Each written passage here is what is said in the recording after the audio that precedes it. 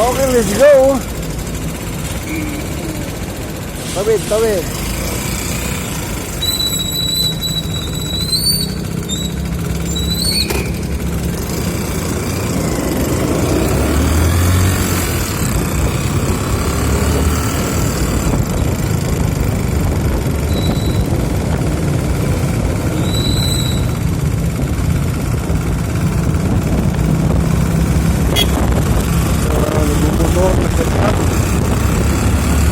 Muntik na kaya ako makabangga ng ganyan, guys.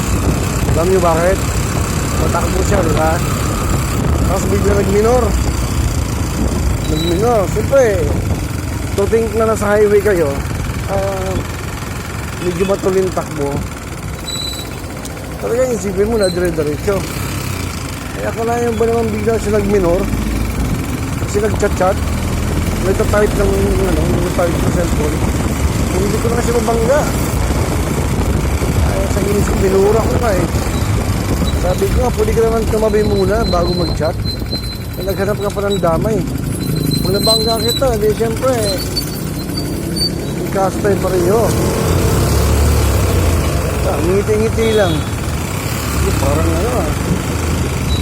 Pero masabi na lahat, no? Pwede ka naman mag-type.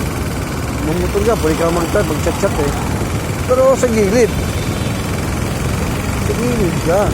Ang takbo dandaan na lang. Kasi nag-chat ka eh.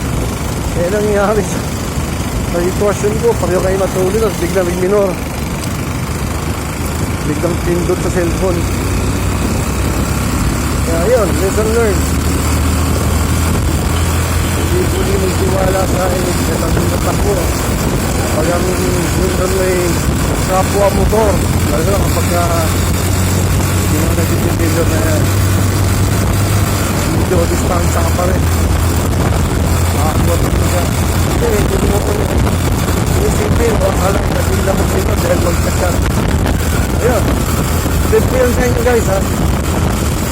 Pag encounter ko na yung gano'n eh. Nabahan ako nun.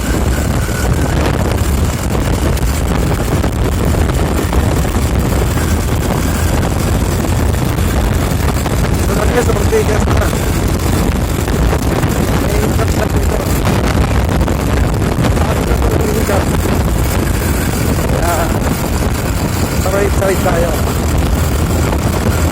siyempre mamantakan ko na ng mabilis ayaw na tayong linya na susundan kaya natin yung iba na hindi sumusunod maraming pambayad dyan.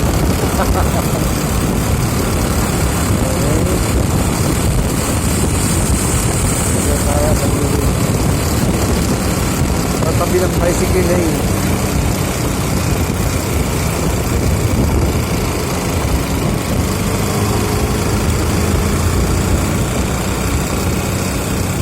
Hindi ba nasa labas eh. Baka hindi pa niya alam. May income dito sa Ortigas.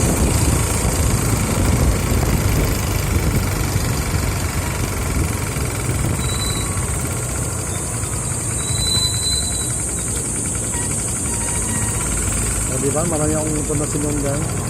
Masunod din sila. Iba lang ang pasaway. Yung iba, pasaway.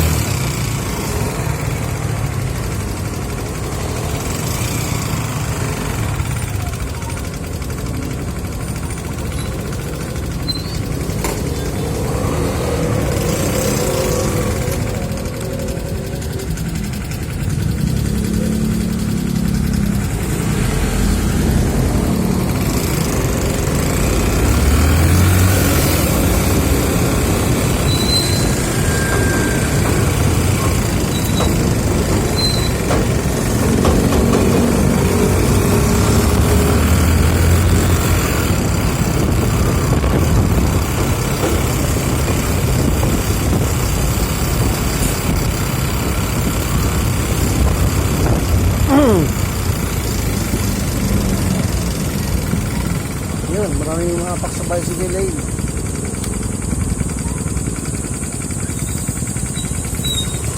makikita sa motorcycling.